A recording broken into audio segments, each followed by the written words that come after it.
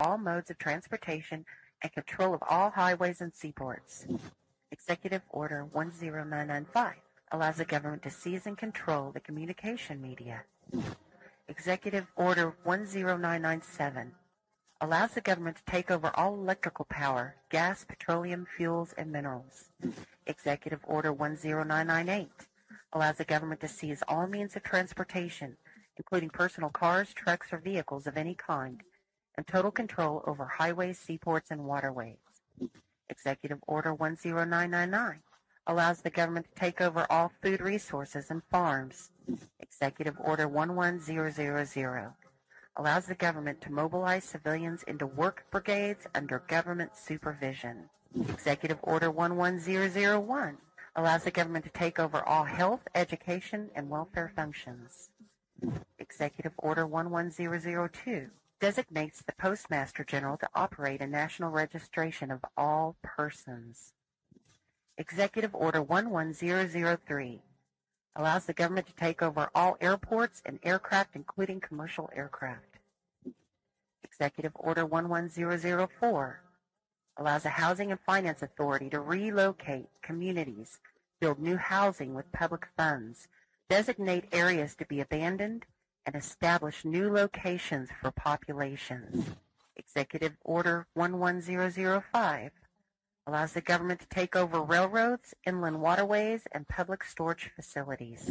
Executive Order 11051 specifies the responsibility of the Office of Emergency Planning and gives authorization to put all executive orders into effect in times of increased international tensions and economic or financial crisis.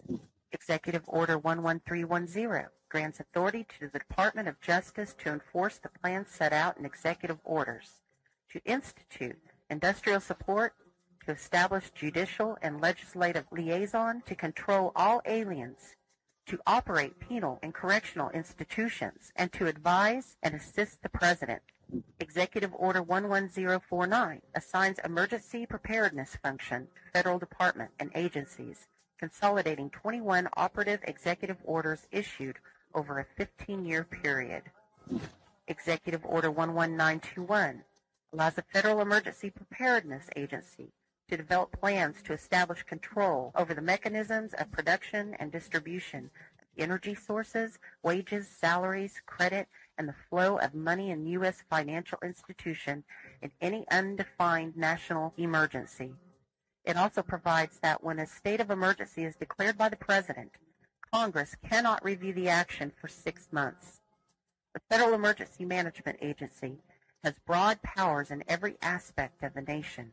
General Frank Salzito, chief of FEMA's Civil Security Division, stated in a 1983 conference that he saw FEMA's role as a new frontier in the protection of individual and governmental leaders from assassination and of civil and military installations, from sabotage and or attack, as well as prevention of dissident groups from gaining access to U.S. opinion or a global audience in times of crisis. FEMA's powers were consolidated by President Carter to incorporate the National Security Act 1947 that allows for strategic relocation of industries, services, government, and other essential economic activities, and to rationalize the requirements for manpower, resources, and production facilities. The 1950 Defense Production Act gives the President sweeping powers over all aspects of the economy. The Act of August 29, 1916, authorizes the security of the Army in time of war to take possession of any transportation system from transporting troops, material, or any other purpose related to the emergency. The International Emergency Economic Powers Act enables the President to seize the property of a foreign country or national. These powers were transferred to FEMA in a sweeping consolidation in 1979. The important thing to understand is central bank digital currencies are not currencies.